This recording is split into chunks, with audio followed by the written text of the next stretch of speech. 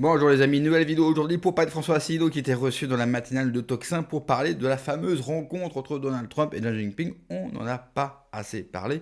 Et puis il va donner son avis sur Trump parce qu'il est très difficile à lire bien sûr. Mais juste avant de l'écouter, n'oubliez pas comme d'habitude de vous abonner, le pouce, le commentaire, le partage, le boost. C'est le meilleur moyen de soutenir ma chaîne.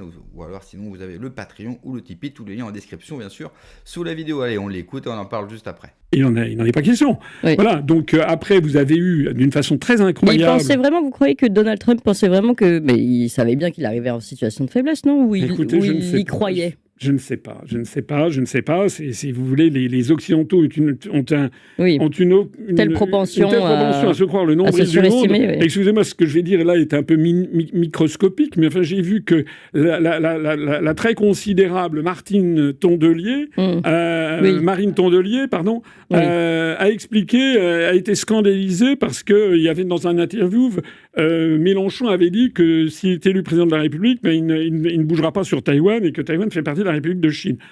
De la République populaire de Chine. Bon, je suis pas là pour soutenir du tout Mélenchon. Mélenchon. Mais ce que C'est j'observe, intéressant. c'est que Mélenchon, il a raison. C'est la politique officielle de l'État en France. Et puis qu'est-ce qu'elle va faire, Marine Tondelier? Imaginez qu'elle soit élue. Qu'est-ce qu'on pourrait faire face à la Chine qui est en train de devenir, qui est d'ores et déjà la première puissance économique mondiale Bien sûr. et qui est une des premières armées mondiales?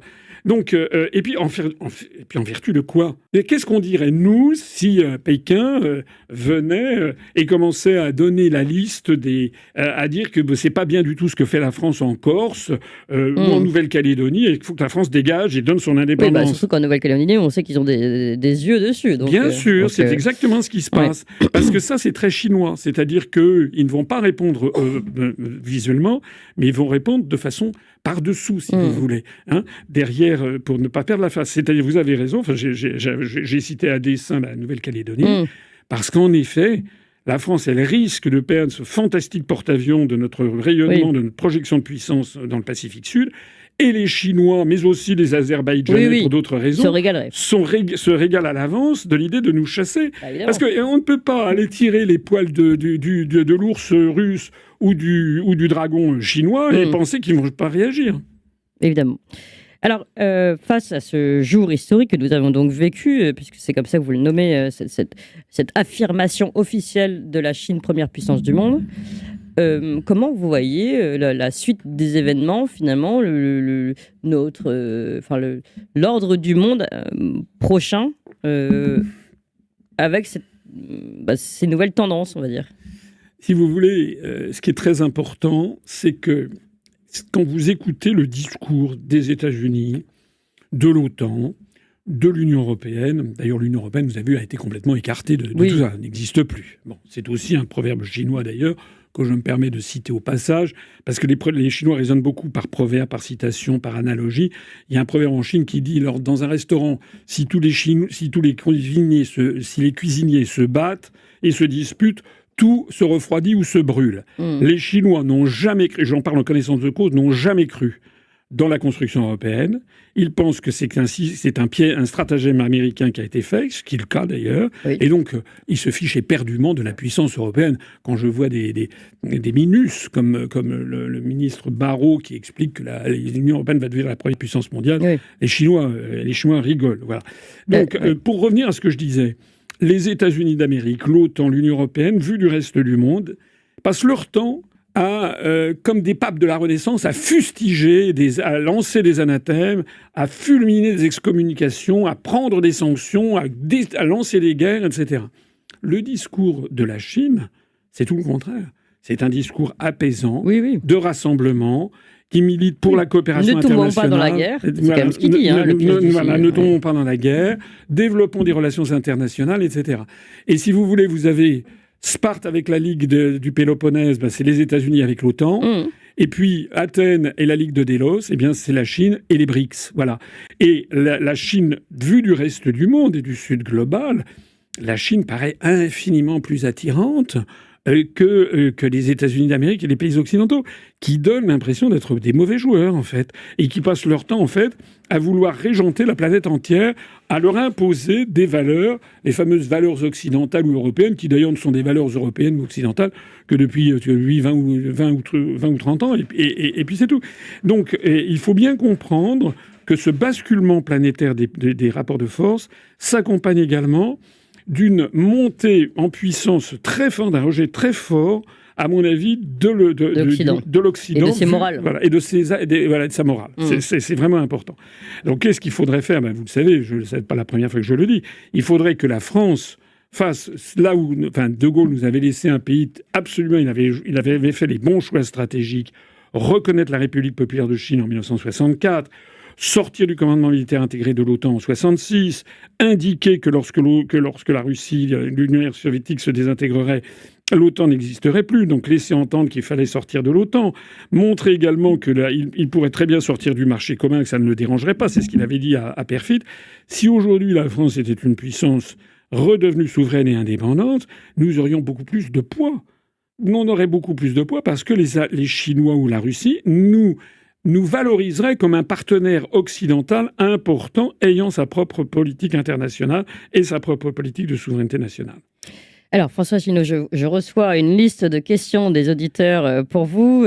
Si vous avez quelques minutes à leur accorder. Je vous en prie, allez-y. Mais je rappelle que demain, sur Rupert TV et sur notre compte Twitter, sur le compte Twitter, mais c'est aussi vrai sur Facebook et sur toute une série de réseaux sociaux, de 20h30 à 22h30, je réponds comme tous les mercredis à toutes les questions. Et vraiment, j'invite en effet nos auditeurs à aller voir votre chaîne, parce que vous avez des développements, vous parliez tout à l'heure des personnes qui vous reprochaient ces développements culturels. Au contraire, je viens les chercher, moi, chez vous. Je trouve ça vraiment passionnant. C'est pourquoi, d'ailleurs, je vous l'ai dit en off, je me réjouissais de votre venue.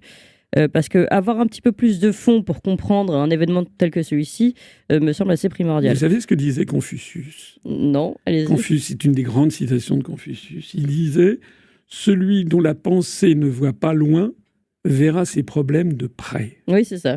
Mais la France, elle en est là. Si la France, en 2027, excusez-moi, mais élit comme président de la République quelqu'un qui n'a absolument aucune compétence et qui a 30 ans, si vous voyez ce que je veux dire, ça sera un désastre.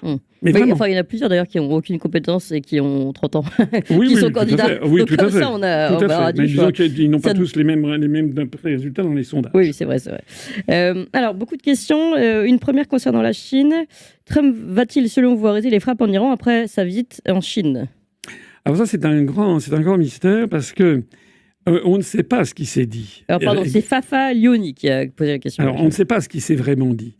Ce qui s'est dit, c'est que... alors oui, j'ai oublié de dire, c'est très important, c'est que vous savez qu'aujourd'hui même, Poutine arrive à Pékin. Oui. C'est-à-dire, il y a un balai diplomatique qui confirme ce que je viens de dire. C'est que Pékin est devenu, si vous voulez, la place centrale du monde. Enfin, c'est vraiment quelque chose d'assez extraordinaire. Donc demain soir, je commenterai, on ne sait pas ce qui va se passer aujourd'hui avec Poutine.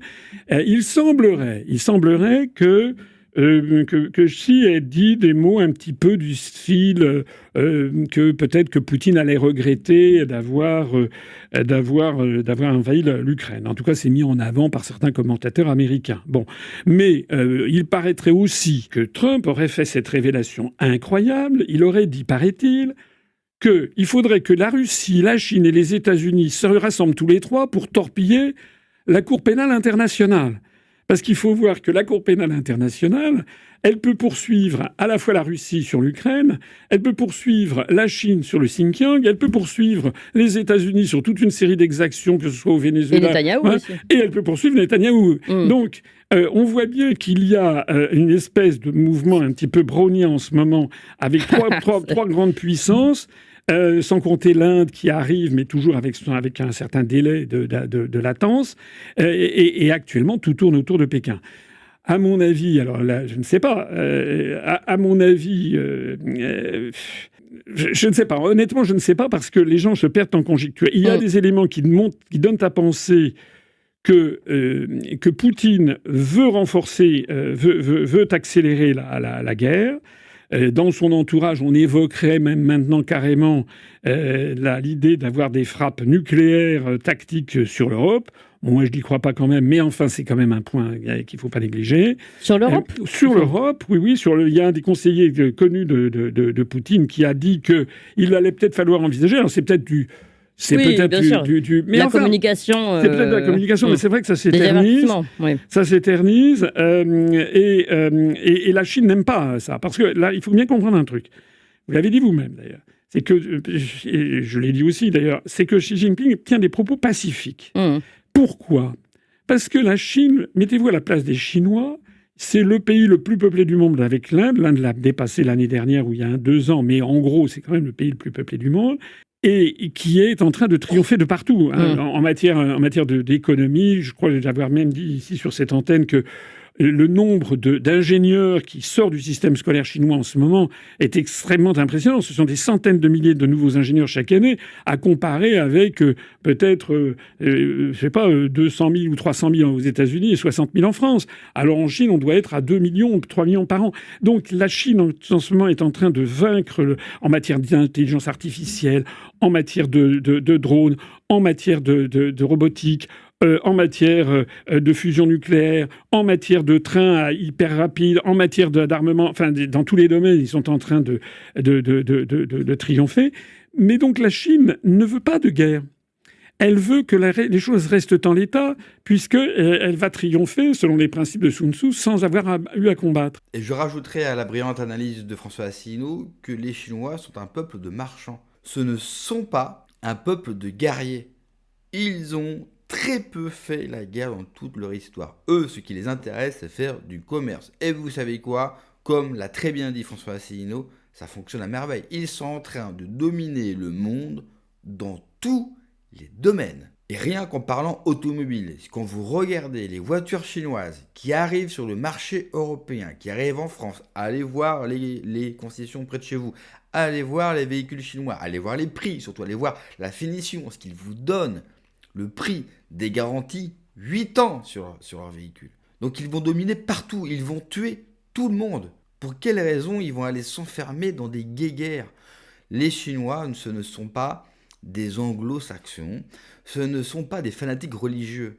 La religion, pour un Chinois, ça ne rentre pas en compte. On parle business, on parle de gagner de l'argent, on parle de domination par l'économie, pas par les armes. Ce qui est tout le contraire, bien sûr, du modèle américain, mais dans le même temps, c'est normal. C'est un pays qui s'est construit sur la violence. Je vous rappelle que c'est quand même des gens qui ont volé la terre à d'autres et qui les ont exterminés pour cela. Et qui se sont eux-mêmes battus entre eux. Il y a eu une guerre civile. Donc eux ne connaissent que un seul mode opératoire, c'est la violence. C'est je vais venir te casser la gueule, je vais opprimer et je vais gagner. Et c'est moi qui va raconter l'histoire, une belle histoire bien sûr, qui me mettra en valeur. Les Chinois, ils s'en foutent de ça. Les Chinois, la Chine, ils sont pas là pour vous raconter une belle histoire. Ils n'essayent même pas de vous raconter une histoire. Je vais reprendre l'exemple des voitures. Mais quand ils viennent vendre des voitures en France, par exemple, il n'y a pas d'histoire qui est racontée. Ils vous offrent juste un véhicule avec de meilleures prestations, une meilleure finition, plus de puissance, plus de tout, pour moins cher, beaucoup moins cher que les véhicules européens. Et il n'y a pas d'histoire. Alors que BM, alors que Renault, alors que Porsche, alors que Ferrari vous vendent une grosse histoire, l'histoire de leur marque, l'histoire européenne, très bien, mais ils vous vendent le même véhicule 2 fois, 3 fois le prix, avec une garantie 2 ans. Et les Chinois, ils font ça pour tout, ils font ça pour les téléphones, ils font ça absolument pour tout. Et le pire dans tout ça, c'est que les Chinois, aujourd'hui, ils ouvrent des usines où ? En Europe. En Hongrie, Pologne. Donc on ne peut même plus les accuser d'être des purs produits chinois fabriqués en Chine avec une manœuvre moins chère. Ils les font chez nous. Parce qu'ils ont anticipé toutes les taxes et toutes les barrières qu'on pourrait mettre en Europe pour empêcher, bien sûr, l'hégémonie des produits chinois. Ils l'ont déjà anticipé et ils rachètent nos usines qu'on ferme en Europe pour ouvrir les leurs. Donc pourquoi voulez-vous qu'ils ont une guerre ? Et c'est pour ça que Donald Trump s'est retrouvé en position de faiblesse face à la Chine. Et qu'au final, Donald Trump, qui parle beaucoup et qui en fait des tonnes, vous avez pu remarquer que sur la séquence chinoise, nous n'avons pas entendu Trump. Au contraire, il a balancé beaucoup de tweets, beaucoup de vidéos IA sur les ovnis. Le but, c'était absolument que le monde et surtout le public américain détourne le regard du sommet Chine-États-Unis parce que ce sont les Chinois qui ont gagné. Pas parce qu'ils vont dominer le monde, parce qu'ils le dominent déjà sans qu'une grande partie de l'Occident soit au courant. Merci d'avoir regardé la vidéo les amis, n'oubliez pas comme d'habitude de vous abonner, le pouce, le commentaire, le partage, le boost de la vidéo. Prenez soin de vous, que Dieu vous protège. Allez, ciao.